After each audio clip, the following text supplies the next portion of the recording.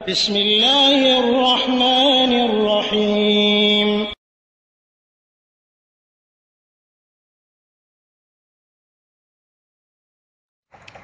ওয়ালাইকুম আসসালাম রহমতুল্লাহ বারাকাত। সৌদি আরব থেকে আবু আবদুল্লাহ শাহিন ভাই জানতে চেয়েছেন, যদি 7 জনের পক্ষে কোরবানি দেয়া হয় তাহলে 7 জনে কি চুল বা নখ ইত্যাদি কাটা থেকে দূরে থাকবে? আলহামদুলিল্লাহ ওয়াসসালাতু ওয়াসসালামু আলা রাসূলিল্লাহ। সম্মানিত ভাই, আসলে কোরবানি দিতে হয় আল্লাহর নামেই, কোনো মানুষের নামে কোরবানি নয়।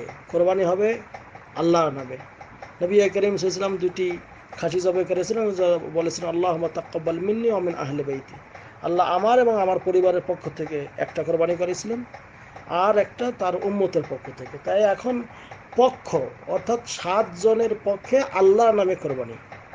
এখন যদি আপনার ভাই বোন সবাই মিলে একই সঙ্গে খান, একই সঙ্গে থাকেন, তাহলে একটা গরু যদি কোরবানি দেন, তাহলে একটা গরু আপনার বাবা বলবেন যে আল্লাহুম্মা তাকাব্বাল মিন্নি ওয়া মিন আহলি বাইতি, আল্লাহ আমার পরিবারের সবার পক্ষ থেকে কবুল করো।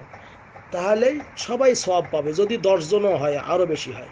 কিন্তু অনেক সময় দেখা যায় যে এক পরিবারেই জব করতেছে, তারপরেও তার নাম, তার স্ত্রীর নাম, অমুকের নাম, এগুলো দেওয়ার দরকার নেই।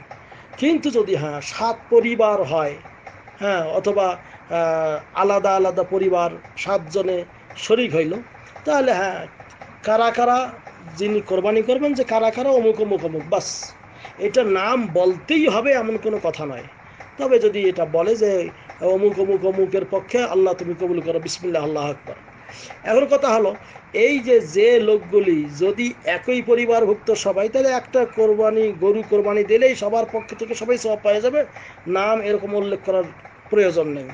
এবং এই চুল কাটা থেকে, নখ কাটা থেকে, চামড়া উঠানো থেকে বিরত থাকবে ওই ব্যক্তি যিনি পরিবারের পক্ষে এই কোরবানিটা করতেছেন তিনি।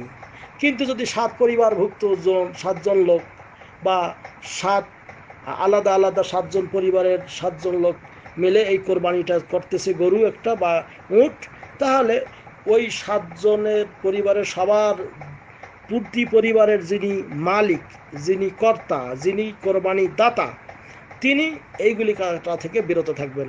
কারণ হাদিস শরীফে এসেছে, উম্মে সালামা রাদিয়াল্লাহু তাআলা আনহা নবী করিম সাল্লাল্লাহু আলাইহি ওয়াসাল্লাম থেকে বর্ণনা করেন, তিনি বলেন যে আল্লাহ নবী সাল্লাল্লাহু আলাইহি ওয়াসাল্লাম বলেছেন, ইজা রাআইতুম হিলালা জিল হিজ্জা, তোমরা যখন জিলহজ মাসের চাঁদ দেখবে, ও আরাদা আহাদুকুম আন ইউদহিয়া, এবং তোমাদের কেউ যদি কোরবানি করার নিয়ত করে, ফালইউমসিক আন শা'রিহি ওয়া আযফারি, সে যেন তার চুল এবং নখ কাটা থেকে বিরত থাকে।